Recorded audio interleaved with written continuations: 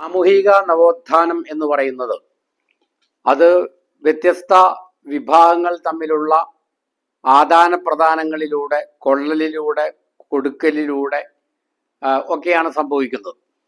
ഈ വ്യത്യസ്ത വിഭാഗങ്ങൾ തമ്മിലുണ്ടാകുന്ന ഈ പാരസ്പര്യം എപ്പോഴും സമാധാനപൂർണമായിക്കൊള്ളണം, സ്നേഹത്തിൽ അധിഷ്ഠിതമായിക്കൊള്ളണം എന്ന് നമ്മൾ വാശി പിടിച്ചിട്ട് കാര്യമില്ല.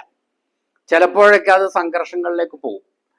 അപ്പൊ അത് മുസ്ലിം സമുദായത്തിലെ വികാസവും അതിൽ സംജാതമാവുന്ന മാറ്റങ്ങളും പരിവർത്തനങ്ങളും എല്ലാം ഇതേ അവസ്ഥയിൽ തന്നെയാണ്. അപ്പൊ മുസ്ലിം സമുദായത്തിൽ ഉണ്ടാകുന്ന സംഘർഷാത്മകമായ സംഭവങ്ങളെ എങ്ങനെയാണ് നമ്മൾ പോസിറ്റീവായിട്ട് കാണേണ്ടത് എന്നതിനെ സംബന്ധിച്ച് അങ്ങനെ വലിയ സൈദ്ധാന്തികനോ ദാർശനികനോ ഒന്നുമല്ലാത്ത ഒരു തനി ഗ്രാമീണനായ ഒരു മനുഷ്യൻ നിരീക്ഷിക്കുന്നത് നിങ്ങളൊന്ന് കേൾക്കുക. അല്ല, മുസ്ലിങ്ങളുടെ ഒരു വിഭാഗത്തെക്കുറിച്ചും നമ്മൾ മോശമായിട്ട് പറയരുത്.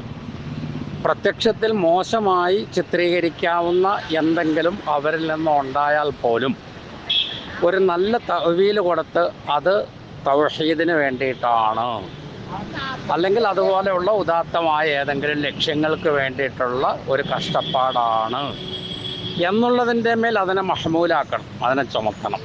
എന്നിട്ട് അവരെക്കുറിച്ച് നല്ലത് വിചാരിക്കണം. ഇത് ഞാൻ പറയാൻ തുടങ്ങിയിട്ട് ഇമ്മണിക്കാലായി, എന്നിട്ടും ആൾക്കാർ ആ വഴിക്ക് വന്നില്ല.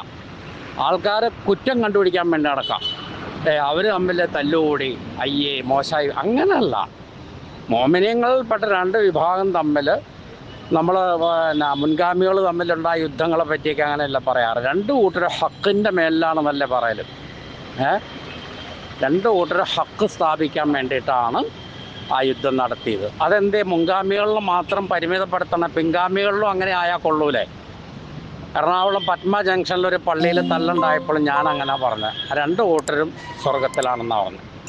എന്താ അങ്ങനെ പറയാനെന്താന്ന് ഇത്ര മടി? എന്താന്ന്? രണ്ട് കൂട്ടരും മോമിനിയങ്ങളല്ലേ, കെളിമയുള്ള ആൾക്കാരല്ലേ, ലാ ഇലാഹ ഇല്ലല്ലാഹ് അംഗീകരിക്കുന്ന ആൾക്കാരല്ലേ? നിങ്ങൾക്ക് എന്താ ഇത്ര മടി? അപ്പോ ഇദ്ദേഹം ഈ പറയുന്നത് എനിക്ക് പെട്ടെന്ന് ഓർമ്മ വരാനുള്ള ഒരു കാരണം, ഈ അടുത്ത് എറണാകുളം ജില്ലയിൽ ഒരു സ്ഥലത്ത് മുജാഹിദ് പ്രസ്ഥാനത്തിലെ രണ്ട് വിഭാഗങ്ങൾ തമ്മിൽ, മുജാഹിദ് ധാരയിലുള്ള രണ്ട് സംഘടനക്കാർ തമ്മിൽ വളരെ രൂക്ഷമായ ഒരു ഏറ്റുമുട്ടലുണ്ടായി. അപ്പൊ ആ ഏറ്റുമുട്ടലിനെ തുടർന്ന് ചില ആളുകൾ ആശുപത്രിയിലാവരും രണ്ടു കൂട്ടരും അതിനെക്കുറിച്ച് ന്യായീകരിച്ചുകൊണ്ട് തങ്ങളുടെ ഭാഗത്തല്ല തെറ്റ്, മറ്റവരുടെ ഭാഗത്താണ് തെറ്റ് എന്നൊക്കെ ആരോപണ പ്രത്യാരോപണങ്ങളുമായി രംഗത്ത് വരുന്ന സാഹചര്യമൊക്കെ ഉണ്ടായി. അപ്പൊ ആ പ്രത്യേക ഇൻസിഡന്റ്, ആ പ്രത്യേക സംഭവം, അപ്പൊ അതിന്റെ വിശദാംശങ്ങളെ ഇതേ നാടനായ മനുഷ്യൻ വളരെ സരസമായിട്ട് വിലയിരുത്തുന്നുണ്ട്. അത് നിങ്ങളൊന്ന് കേട്ടു നോക്കുക. അല്ല, അതെന്ന് പറയുമ്പോഴേ ഈ എലക്ഷൻ, അതിൻ്റെ റിസൾട്ട്, അങ്ങനെയുള്ള ബഹളങ്ങളുടെ പുറകെ നമ്മളുടെ ഈ ജനങ്ങൾ പോയപ്പോഴേ തൗഹീദിൽ നിന്ന് ആളുകളുടെ ശ്രദ്ധ മാറിപ്പോയി. ഇപ്പം ഈ ആളുകളുടെ ശ്രദ്ധ തൗഹീദാണല്ലോ ഒന്നാമത്തെ കാര്യം. അപ്പോൾ അതിലേക്ക് തിരിച്ചു കൊണ്ടുവരുന്നതിന് വേണ്ടിയിട്ട് തൗഹീദി പ്രസ്ഥാനത്തിൻ്റെ വിവിധ വിഭാഗങ്ങളിലുള്ള ആളുകൾ ആത്മാർത്ഥമായിട്ട് ചെയ്ത ഒരു ശ്രദ്ധ ക്ഷണിക്കൽ യജ്ഞം, ഒരു പരിശ്രമം എന്നുള്ള നിലയ്ക്കാണ് നമ്മളതിനെ കാണേണ്ടത്. അതുമാത്രമല്ല, അവിടെ എന്തെങ്കിലും പ്രശ്നങ്ങൾ ആ പ്രദേശത്തുണ്ടായാൽ അവരെ ചികിത്സയ്ക്ക് വേണ്ടി കൊണ്ടുപോകണത് ചോറ്റാനിക്കര, തൃപ്പൂണിത്തുറ ഇങ്ങനെയൊക്കെയുള്ള സ്ഥലങ്ങളിലാണ്. അപ്പോൾ ഈ ചോറ്റാനിക്കരയും തൃപ്പൂണിത്തുറയൊന്നും ഈ തൗഹീദിൻ്റെ സന്ദേശം അങ്ങനെ വേണ്ടവണ്ണം എത്തിയിട്ടില്ല. അപ്പം എങ്ങനെ എന്തെങ്കിലും ഒരു പ്രശ്നം ഉണ്ടായിട്ട് ആളുകളെ അവിടങ്ങളിലേക്ക് കൊണ്ടുപോകുമ്പോൾ, ആശുപത്രിയിലേക്ക് കൊണ്ടുപോകുമ്പോൾ ആൾക്കാർ വന്ന് ചോദിക്കുമല്ലോ എന്താ പറ്റിയത്. അപ്പോൾ പറയും ഇങ്ങനെ ഇത് തൗഹീദ് എന്ന് പറയുന്ന ഒരു കാര്യമുണ്ട്, അപ്പോൾ അതിനെ ചൊല്ലി ഉണ്ടായിട്ടുള്ള ഒരു വിഷയമാണ്, സംഭവമാണ്. അപ്പോൾ ആളുകൾ ചോദിക്കുക എന്താണ് തൗഹീദ്. അപ്പോൾ അവർക്ക് തൗഹീദ് പറഞ്ഞു കൊടുക്കാറുള്ള ഒരു അവസരം കിട്ടുമല്ലോ. അപ്പോൾ ഇങ്ങനെയുള്ള ഒരു സ്വാലിഹായ മുറാദോടു കൂടി നടന്നിട്ടുള്ള ഒരു മുഹാവലത്താണ്, ഒരു മുജാഹദയാണ്, ഒരു പരിശ്രമമാണ് അവിടെ സംഭവിച്ചിട്ടുള്ളത്. അതിനെക്കുറിച്ച് മോശമായിട്ട് ആരും വിചാരിക്കേണ്ട കാര്യമൊന്നുമില്ല. സർവോപരി ആളുകൾ ദുനിയാവിൻ്റെ പുറകെയല്ലേ, ആര് കേരളം ഭരിക്കും, ആര് മുഖ്യമന്ത്രിയാവും, ഇതിലൊന്നും കാര്യമില്ലല്ലോ. തൗഹീദ് ശരിയാക്കിയ ബാക്കി പിന്നെ എന്തായാലെന്താ, ആ ഒരു കുഴപ്പമില്ലല്ലോ.